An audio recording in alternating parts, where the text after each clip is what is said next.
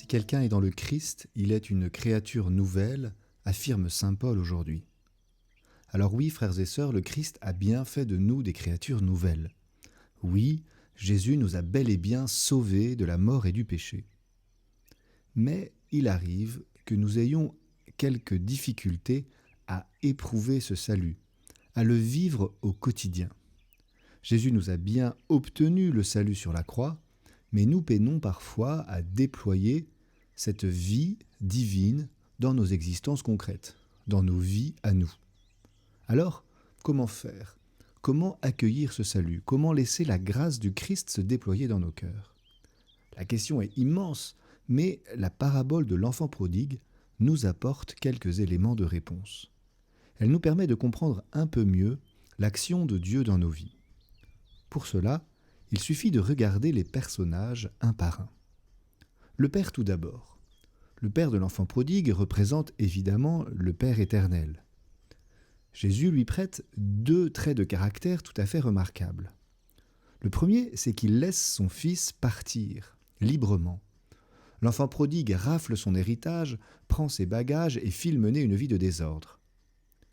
À chaque fois que nous commettons un péché, le même scénario se répète. Dieu nous laisse faire. Il ne veut pas nous contraindre à rester auprès de lui. Il ne veut pas nous forcer à lui obéir. Parce que dans la parabole comme dans nos vies, Dieu nous aime comme ses enfants. Cela signifie qu'il veut nous laisser libres et non pas soumis comme des domestiques.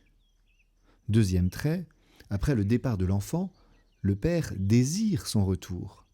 Même s'il l'a laissé partir, le Père attend son enfant. On voit cela dans le fait qu'il aperçoit son fils repentant alors que celui-ci était encore loin. C'est donc qu'il le guettait.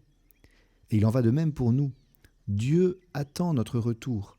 Il veut nous pardonner. Il veut nous libérer des péchés multiples qui entravent notre existence. Alors n'attendez pas les grandes fêtes pour aller vous confesser, frères et sœurs. Si un péché vous pèse, confiez-le au Seigneur le plus vite possible. Si vous allez à la messe tous les dimanches, par exemple, il est bien de se confesser plus souvent qu'une fois par an. Pour ma part, j'essaye de tenir le rythme d'une fois par mois. Et croyez-moi, j'ai toujours des choses à dire. Bref, ce que Jésus nous dit aujourd'hui avec cette parabole, c'est que le Père de l'enfant prodigue, comme notre Père céleste, il nous laisse toujours libres, mais il désire toujours renouer son alliance avec nous. Penchons-nous maintenant sur ce Fils prodigue qui nous ressemble tant. Nous pouvons aussi lui trouver deux aspects qu'il est facile de transposer dans nos vies personnelles. Le premier aspect, c'est qu'il se laisse séduire par les séductions du monde. Excusez-moi, c'est la palissade, mais il est normal pour nous aussi que les séductions soient séduisantes. C'est leur nature d'être attirante et c'est notre nature que d'être attiré. Et donc, Dieu ne va pas supprimer tout ça. Dieu ne va pas faire en sorte que la bonne nourriture nous dégoûte, ni que la beauté de l'autre sexe nous repousse, ni encore que le désir de se divertir nous rebute. Le père du fils prodigue ne dit pas à son enfant que le monde est laid, sans intérêt, dangereux.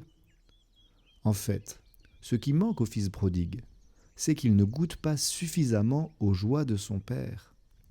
La petite leçon ici, c'est pour nous que le bon moyen de lutter contre les tentations, ce n'est pas de les faire disparaître. La meilleure manière de lutter contre les tentations, c'est d'apprendre à jouir et à nous réjouir des bonheurs que Dieu nous donne.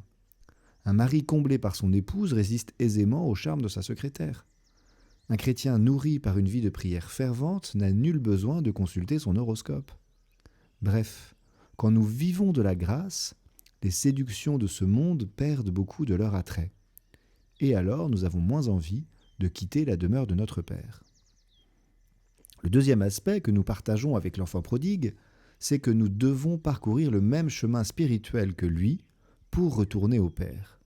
Je ne dis pas que nous devons dilapider nos biens dans une vie de désordre, mais nous devons nous aussi passer de l'attrition à la contrition.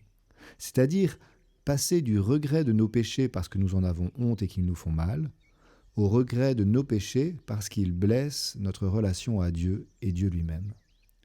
Vous voyez ce qui fait repartir le fils prodigue de la maison.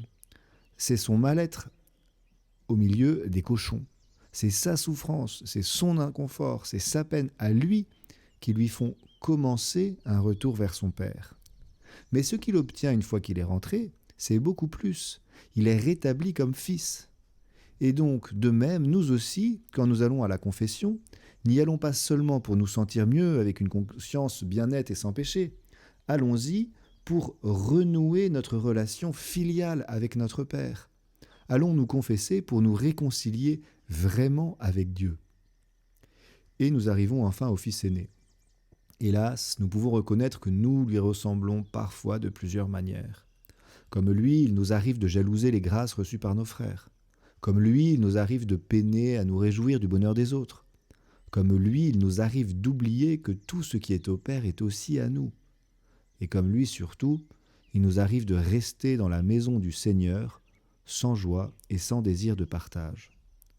Alors, frères et sœurs, choisissons de suivre en ce carême le chemin que le Père nous propose dans l'Évangile.